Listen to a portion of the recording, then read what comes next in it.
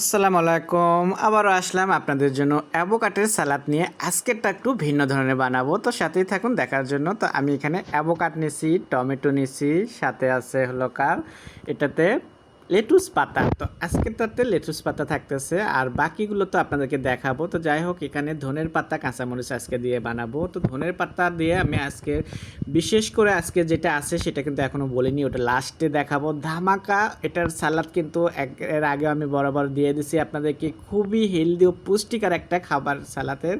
তো যাই হোক, আমার ধনের পাতা থাকলে এই সালাতে খুবই ভালো লাগে। আর ধনে পাতার এই কাঁচামরিচ যদি আমি সুন্দরভাবে একটু ব্লেন্ড করে কিংবা পাটায় বেটে নিতে পারতাম তাহলে আরও বেশ ভালো লাগতো। নেক্সট ভিডিওতে আমি দেখাবো, কিংবা প্রথম একটা ভিডিও দিছি সেটাতে কিন্তু আমি অনেক একদম পারফেক্টভাবে দিছি। আজকেরটা একটু অন্যরকম বানাবো দেখেই আমি অন্যরকম। তো যাই হোক, ধনের পাতা, কাঁচামরিচ, টমেটো এগুলো আমি সুন্দরভাবে কেটে নিচ্ছি এখন সালাতের জন্য করে। তো এই সালাদটা কিন্তু আমি বলবো যে ডায়েট সালাতের জন্য একদম পারফেক্ট হয়। যারা ডায়েটে থাকতে চান তাদের জন্য করে এই সালাদটাকে। তো এটা খেলে আপনার শরীরের কোনোভাবে এনার্জি কমবে না, এনার্জি থাকবে ভরপুর।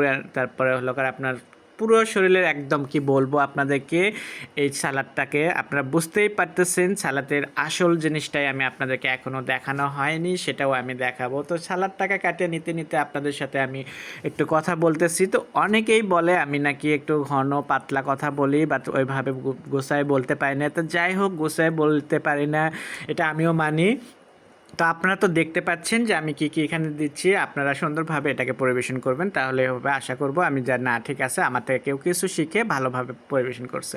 তো সালাদগুলো আমার সব কিছু কাটা হয়ে গেল। লাস্ট আমি অ্যাভোকাডটা এখন কেটে নিব। অ্যাভোকাডটা কাটার পরে আপনাদেরকে দেখাবো বাকি যে উপকরণগুলো নিব সেগুলো হলো তো অ্যাভোকাডের এর আগে যে আমি 3-4টা সালাদের রেসিপি দিলাম দেখতেই পারছেন, সেগুলোও কিন্তু ভিন্ন ভিন্ন ধরনের বানাইছি। আজকেরটাতেও ভিন্ন ধরনের। আজকের অ্যাভোকাডটা একটু শক্ত দেখা যাচ্ছে, তো আজকে শক্তটা অ্যাভোকাড অসুবিধা নেই, কারণ আজকের যে সালাদটা থাকতেছে সেটার জন্য এটা একদম পারফেক্ট। কারণ কোনোভাবেই নরম হলে হলে সেটা একটু ভালো লাগতো না, এটার জন্য করে এই সালাদের জন্য করে এটা।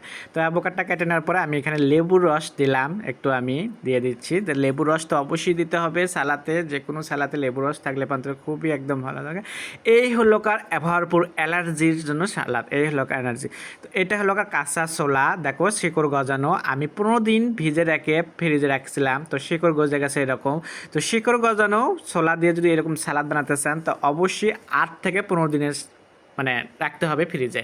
তো 8 দিনেরটা একটু ছোটো হবে, 15 দিনেরটা লাস্ট একদম হাইস্ট। তো এর বেশি আর বড় করা যাবে না, ওটাই ভালো লাগে। তো এখানে আমি চাট মশলা আজকে দিলাম, স্বাদ মতো লবণ আছে, আর হলো অলিভ অয়েল আছে, লেবুর রস, সেটা তো আপনারা দেখতেই পাচ্ছেন, কাঁচামরিচ, ধনের পাতা আমি এগুলো আগেই কেটে নিচ্ছি।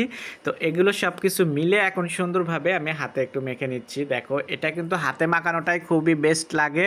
আমি বলবো যে অনেক সময় আছে আমরা চামিচ দিয়ে মাখাই, চামিচ দিয়ে ঠিক আছে সেটাও মাখানোর, কারণ সালাদের উপর ডিপেন্ড করে যে কীভাবে এই সালাদটাকে আমরা মাখাবো আর কি কি দেবো আমরা এখানে উপকরণগুলো।